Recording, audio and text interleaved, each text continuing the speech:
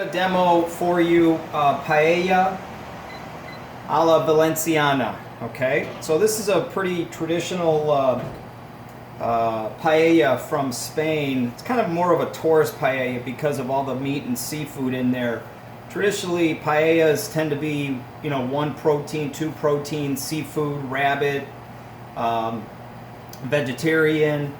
But this is more like kind of touristy paella. So what I have for here, this is my stock. Okay, so this is my strong broth that we're going to use to make this paella. So this has my shrimp shells, my chicken bones, chicken skin, some onions, a little bit of celery, thyme, bay leaf. I let that simmer for about an hour. I use water. You can use chicken stock in place of water. I just use water. Make sure it was pretty strong. You want this to be very strong for this paella.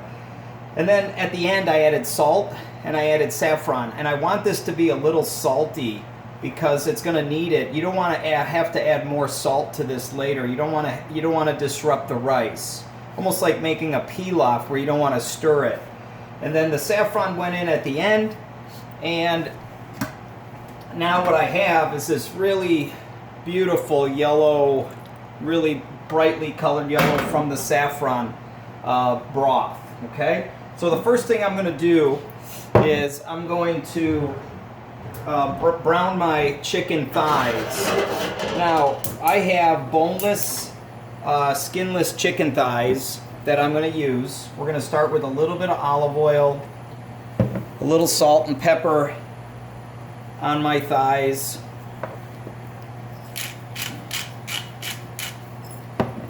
And my pan has been already preheated, and I also seasoned it. A little bit of oil, and I scrubbed it with salt, got it really hot. And then dump that out, and then added oil and wiped it out. I don't want this to stick. Now, these some of these thighs were a little big, so I ended up cutting them in half. And then again, these are all boneless because the idea here is that everything gets cooked in one pan. You don't cook anything else in a separate pan. So if my chicken still has the bone in, which you can, it's just a little bit trickier. It's going to take a lot longer for that chicken to cook, and you don't want to overcook the rice while you're waiting for the chicken to cook. Okay, so I'm going to brown these. I'm going to get these nice and brown. They're going to take about 5-6 minutes. Okay. So I browned my chicken on both sides. Got beautiful color. I trimmed a good amount of the skin off. I left a little bit on there. But I don't want to have too much skin because then there's going to be too much fat in the pan. And you really don't need that much fat when you're making a paella. Now, I'm using a paella pan. You can use a saute pan, a wide saute pan, if you don't have a paella pan at home. But the nice thing about this pan is it has a very wide surface area. And the idea is to create a thin layer of rice that has a lot of flavor built up on the bottom instead of a big pan of rice. Okay, so this is not Spanish chorizo. I couldn't find any right now, but this is a hot sopressata, so a spicy salami. But I'm going to use a little bit extra smoked paprika in here. Because traditionally in a Spanish chorizo, if you remember from making it in class, is that it has a lot of smoked paprika in there. So I'm using this because it is a little spicy, and I'm going to add a little bit of extra smoked paprika. So instead of a half a tablespoon, I'm adding about a tablespoon of smoked paprika to this. Now I turned down the heat a little bit. I just want to saute this to get a little bit of color on this sopressata. You can use a salami. You could omit that if you want. You could even use a little bit of a smoked sausage. That would be fine, but I still would put a little bit of extra smoked paprika in here. Now I'm going to take this out, the soppressata, and then I'm going to add my vegetables. Now I have my onions and peppers. I have green and red peppers. A little bit in there is okay. And they're cut into a medium dice. Okay, so we're going to go ahead and saute these until they get nice and soft. That's going to take about maybe 6 or 7 minutes. Okay, so my onions and peppers are sauteed. This is going to be the start of our sofrito. This is what's going to give that paella a lot of flavor. I'm going to add my chopped garlic and my smoked paprika. You can get smoked paprika at Jewel. Jewel carries it by the spices.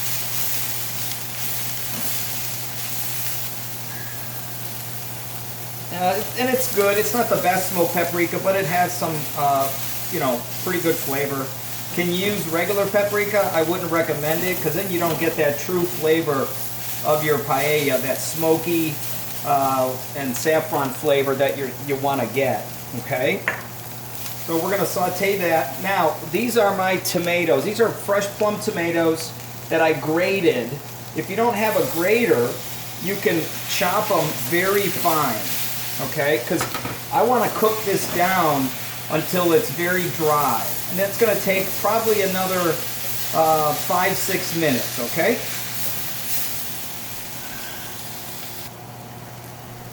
Okay, so this is good now. I'm going to add the rice. I added my chorizo back, or the soppressata back to it, but you can see it's nice and dry.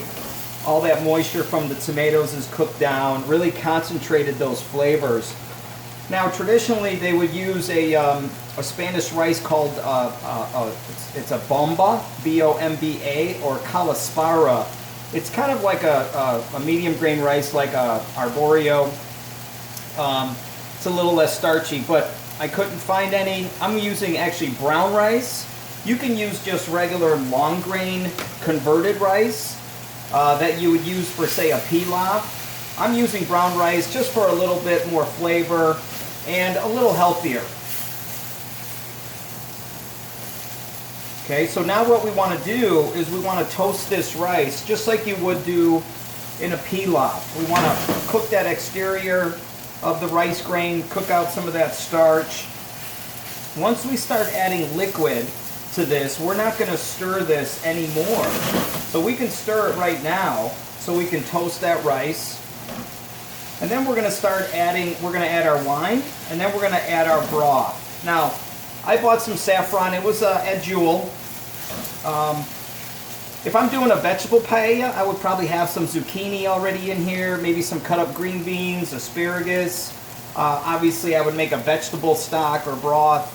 Still use saffron, still use the smoked paprika. I would take out all my meat and seafood. And it's, again, very delicious, okay? All right, now that we toasted our rice, we're going to add our wine. And now we're going to add our stock. And I'm going to just strain this right into my paella pan. I'm adding enough to just cover my rice. I'm not adding all the liquid that's required at one time. Okay? All right, now we can stir that around.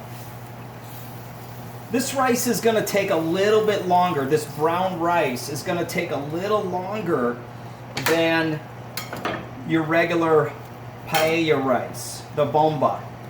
Now I'm going to nestle my chicken back in, skin side up, and I'm just going to let that simmer nice and slow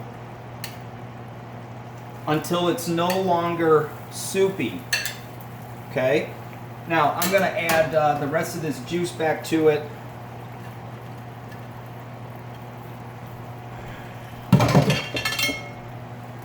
Okay, so at this point, we don't want to stir or disturb that rice. Well, I'm going to let this simmer for about 5 minutes. Okay, so I'm still simmering this, and it's been about 5 minutes. I'm going to let this go a little longer, and what I'm doing is I'm actually kind of turning my pan a little bit just to kind of distribute the heat. Traditionally, this is cooked outdoors over an open fire, over wood, and you have a wonderful surface area that covers the whole bottom of the pan. When you're doing it on a burner, it's a little tricky. You can also put some foil on this and put it in the oven for about 8 to 10 minutes. The idea behind cooking it on a flame, wood, is that you're trying to get that caramelized rice surface on the bottom of the pan, which is delicious. It's called a socarat. Socarat. S-O-C-A-R-A-T. And that's that caramelized rice on the bottom of the pan. So what I'm doing is I'm just turning my pan every few minutes to try to get as much surface area.